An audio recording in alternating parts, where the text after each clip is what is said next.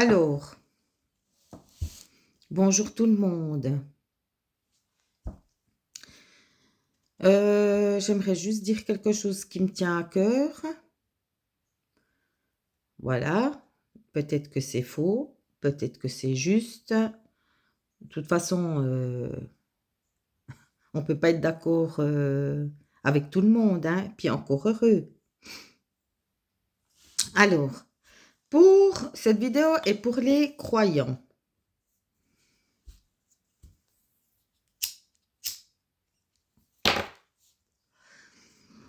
Pour les croyants qui disent que c'est la fin du monde.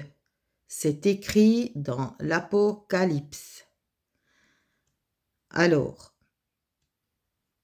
pour moi, mais c'est perso, parce que j'essaye de faire aller ma jugeote, hein, parce que je ne suis pas endoctrinée par qui que ce soit, parce que ça soit la Bible, le Coran, la Torah, je ne l'ai pas lu, la Bible, la Bible, je la lis pas comme un vrai croyant, je suis honnête. Je l'ouvre seulement quand j'ai des choses à regarder par rapport à ce qu'on me raconte. Il faut que je sois juste, hein. Mais quand vous dites que c'est la fin du monde, l'Apocalypse, c'est la fin. Moi, je ne suis pas d'accord avec ça. L'Apocalypse, elle est à la fin. Parce que vous savez, la Bible, c'est comme la loi humaine. On peut la comprendre d'une façon ou d'une autre. C'est pas lettre par lettre.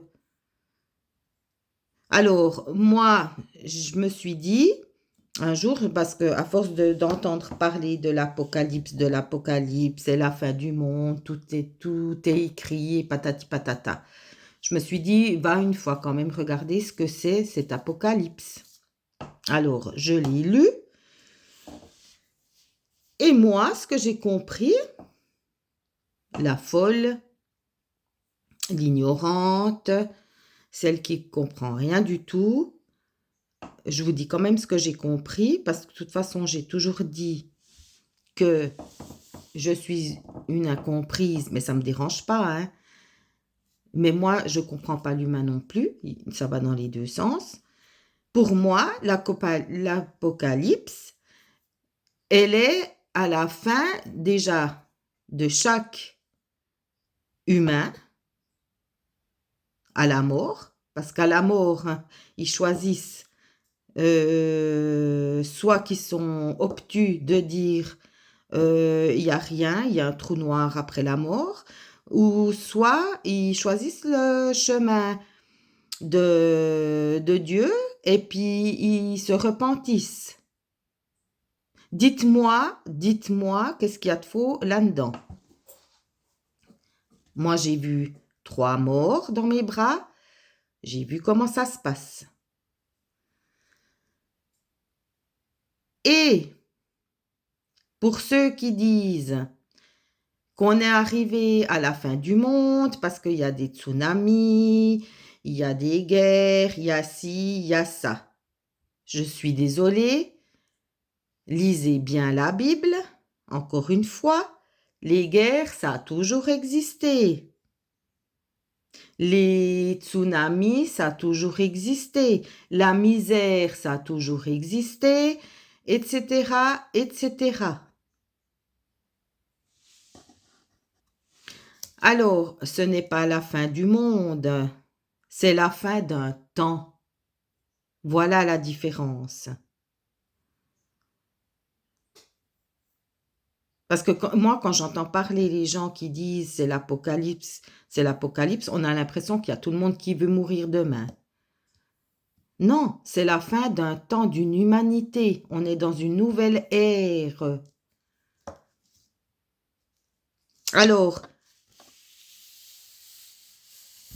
moi, je sais pas, mais pour cette nouvelle ère, Vous n'avez pas envie de combattre le mal?